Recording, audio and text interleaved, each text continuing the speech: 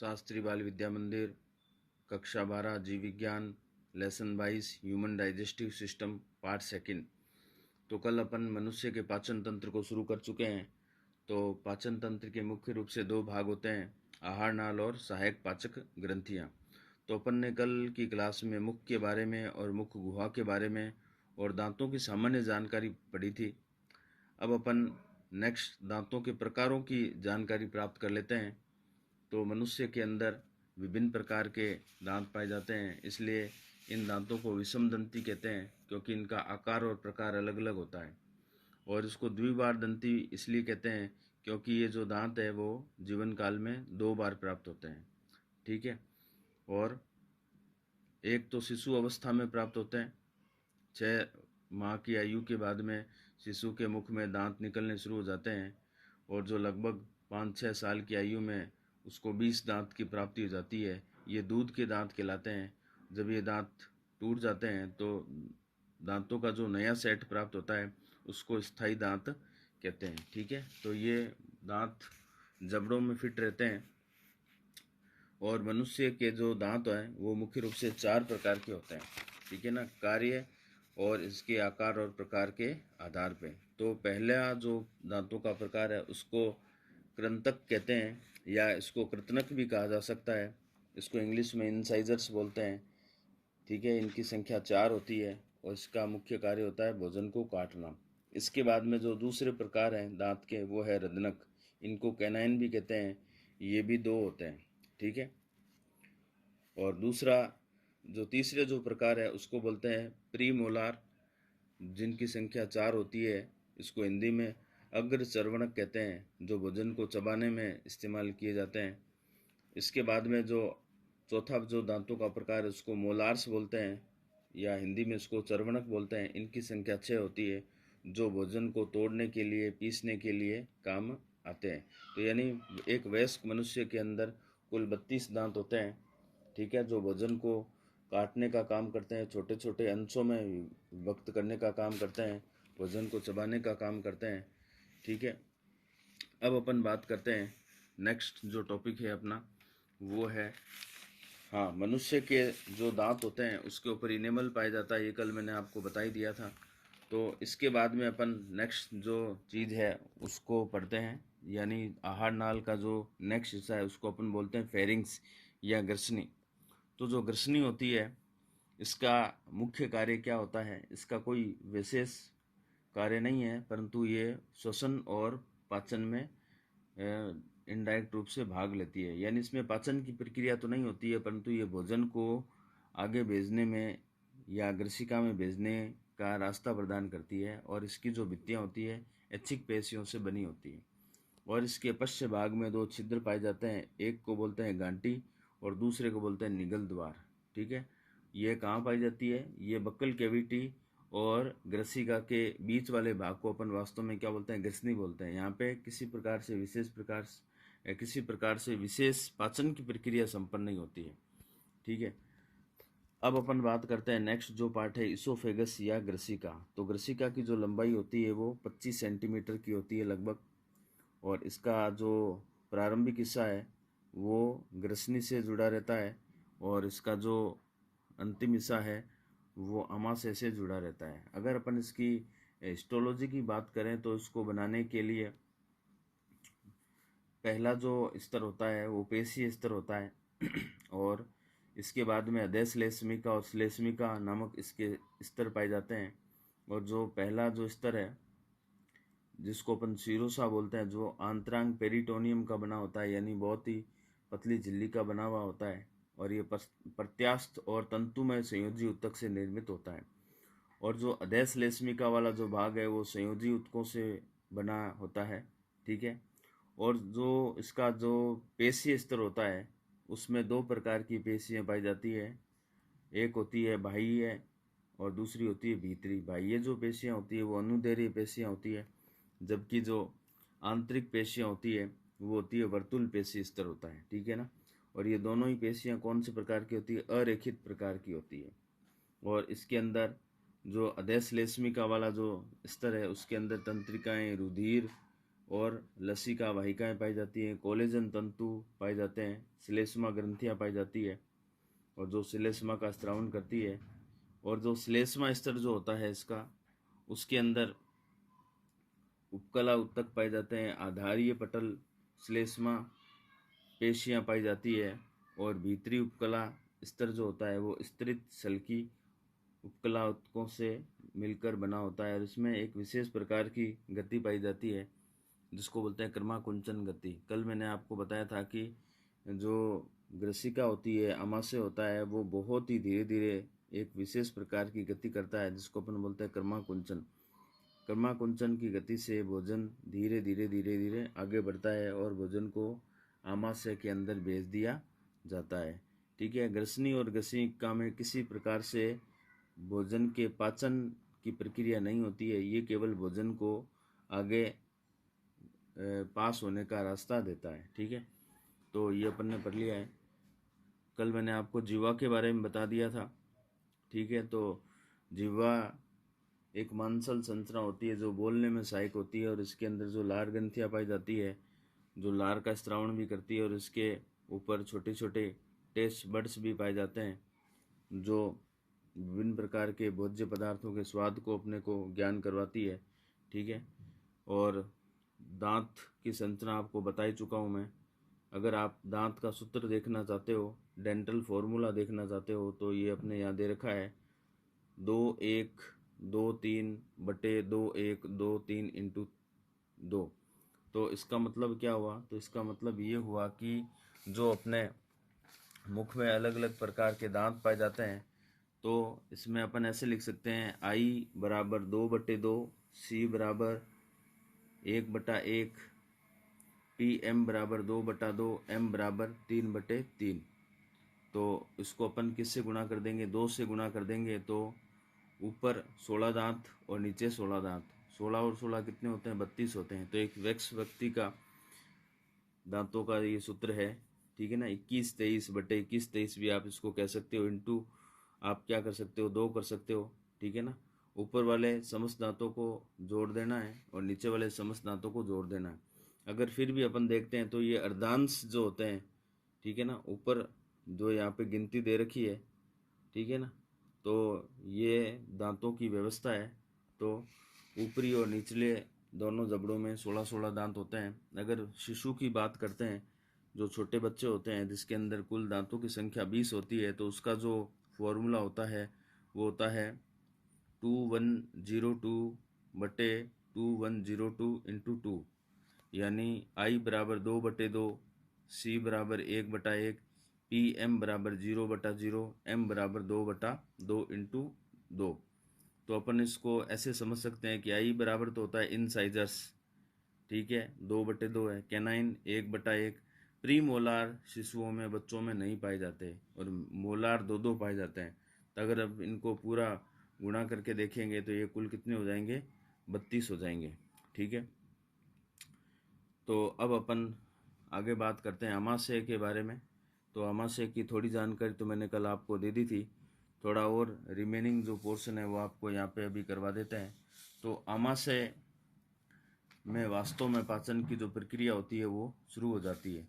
तो आमाशय एक पेशीय थैलेनुमा संरचना है जो उदर गुहा में लेफ्ट की ओर जो डायफ्राम जो होता है उसके नीचे स्थित होता है।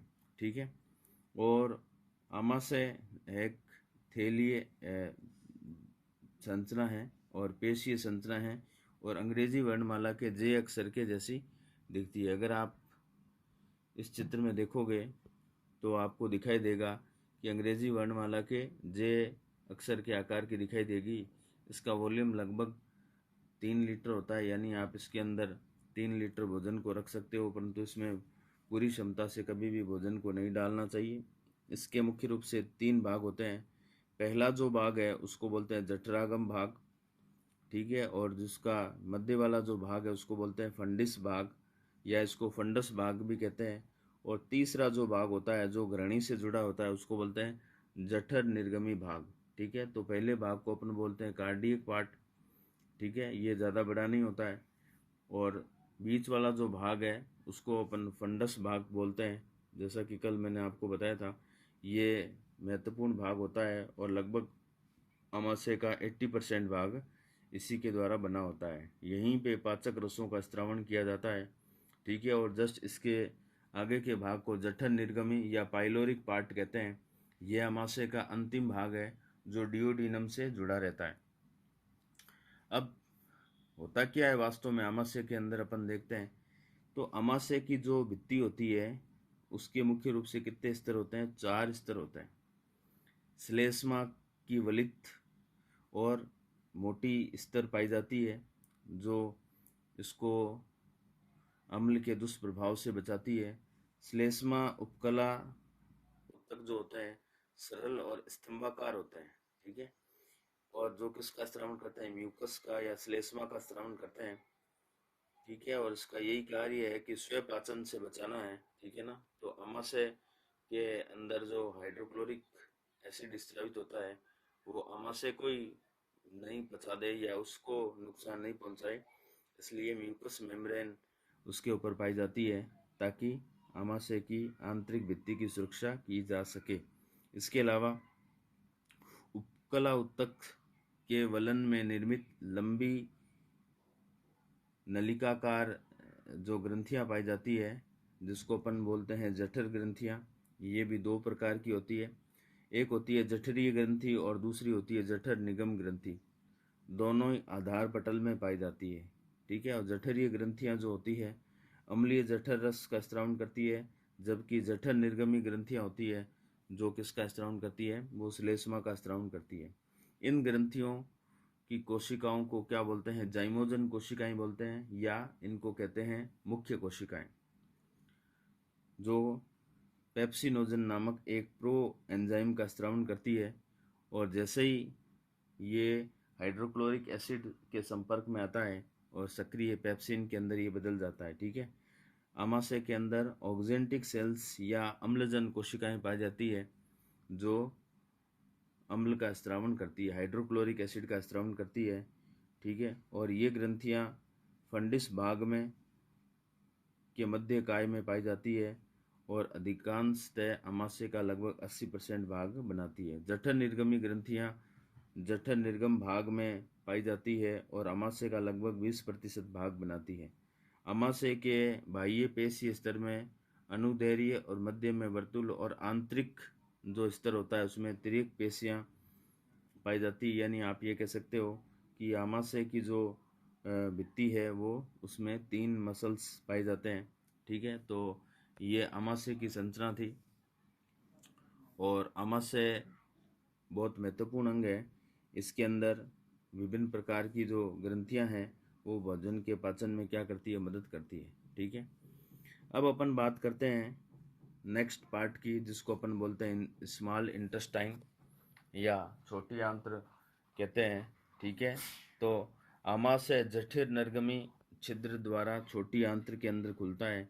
यह जीवित अवस्था में लगभग 3 मीटर लंबी होती है और इसका प्रथम खंड 25 सेंटीमीटर लंबा होता है जो यू आकार की एक संरचना में बदल जाता है जिसको अपन ग्रहणी या डियोडिनम कहते हैं।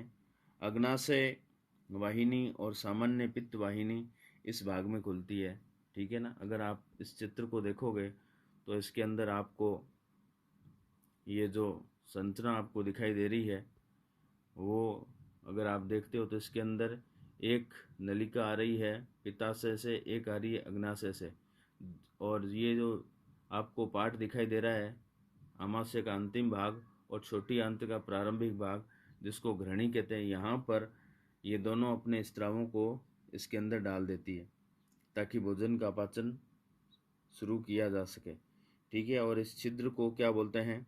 स्फिंक्टर ऑफ ओडी बोलते हैं। ओडी की अवरोधनी यहाँ पर पाई जाती है। अब छोटी आंत्र का जो द्वितीय भाग होता है जिसको मध्य खंड कहते हैं, ये लगभग 1 मीटर लंबा होता है तथा ये कुछ कुंडलित होता है। इसे जूजिनम कहते हैं या अग्र शुद्रांत्र कहते हैं। और छोटी आंत्र का जो अंतिम खंड होता है जो लगभग 1.75 मीटर लंबा होता है जो अत्यधिक कुंडलित हो जाता है जिसको अपन क्या बोलते हैं? इलियम बोलते हैं। जो आपको अंदर वाला जो भाग दिखाई दे रहा है इसको क्या बोलते हैं? इलियम बोलते हैं। यहाँ पे भोजन का पाचन और अवशोषण किया जाता है। तो आंत्रभित्ति में सामान्य रूप से 4 ऊतकों के पेशीय स्तर पाए जाते हैं। एक होता है श्लेष्मिका और दूसरा जो स्तर होता है अधश्लेष्मिका। दोनों वलित होते हैं और वलन में लगभग 8 mm की वलन इसके अंदर पाए जाते हैं और इन वलन को फोल्ड्स ऑफ क्रैकरिंग्स कहते हैं या क्रैकरिंग के वलन भी इनको कहते हैं। और जो ये वलन होते हैं इसके ऊपरी भाग पर लगभग 1 mm के 1 मिलीमीटर के अंगुली जैसे उभार पाए जाते हैं, जिसको रसांकुर या विलाई कहते हैं। और रसांकुर के ऊपर अति सूक्ष्म माइक्रोविलाई पाए जाते हैं, ठीक है ना। और ये जो सूक्ष्मांकुर है ब्रश बॉर्डर का निर्माण करते हैं और जो भोजन में पाए जाने वाले जो विभिन्न पोषक तत्व हैं उनको एब्जॉर्ब करने का काम करते हैं। तो जो भी चीज़ें अपन खाते हैं जब उसका पाचन कर दिया जाता है तो उसके जो कंस्टिट्यूट अपने को प्राप्त होते हैं वो इन सूक्ष्मांकुर से क्या किए जाते हैं, ग्रहण किए जाते हैं, ठीक है। इसके बाद में शुद्रांत्र के श्लेष्मिका स्थल में एकल या समूहों में लसिका ग्रंथि पाई जाती है, ठीक है ना। एकल पाई जाएगी या लसिका ग्रंथियों के समूह पाए जाएंगे जिनको पेयर के समूह कहते हैं, ठीक है। आंत्रवलित होकर नलिकाकार आंत्र ग्रंथियाँ बनाती है, ठीक है ना, जिसमें एक विशेष प्रकार की संरचनाएं होती है। इन ग्रंथियों को अपन क्या बोलते हैं, लिबर कुहन की या लिबर कून की ग्रथिकाएं कहते हैं, ठीक है। लिबर कून की ग्रथिकाएं कहते हैं। इन ग्रथिकाओं में कलश कोशिकाएं पाई जाती है, गोबलेट सेल्स पाई जाती है, आंतरिक कोशिकाएं पाई जाती है और पेनेथ कोशिकाएं पाई जाती है, ठीक है। और जो कलश कोशिकाएं होती है वो श्लेष्मा का स्त्रावन करती है और आंतरिक कोशिकाएं बड़ी मात्रा में जल एवं जल अपघट्य का स्त्रावन करती है। यानी इसमें विभिन्न प्रकार के पाचक रस भरे रहते हैं जो भोजन के विभिन्न कंस्टिट्यूट को उनके सरल अणुओं में बदलने का काम करते हैं। इसके अलावा जो पेनेथ कोशिकाएं होती है उसमें सूक्ष्म जीवों को नष्ट करने के लिए लाइसोजाइम एंजाइम भी पाया जाता है।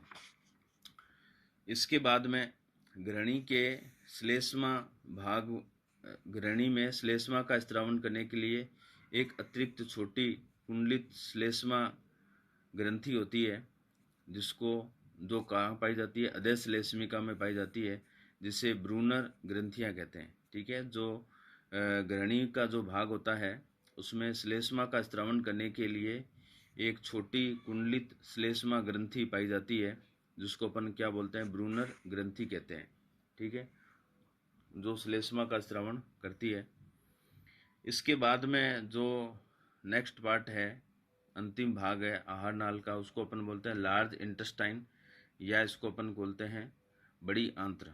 तो बड़ी आंत्र का जो अंतिम जो हिस्सा होता है उसका व्यास अधिक होता है परंतु इसकी लंबाई क्या होती है, 1.5 मीटर होती है। और इसके भी कल मैंने आपको बताया था कितने भाग पाए जाते हैं बड़ी आंत्र के। बड़ी आंत्र के मुख्य रूप से 4 भाग पाए जाते हैं, सीकम, कोलोन, रेक्टम और एनस।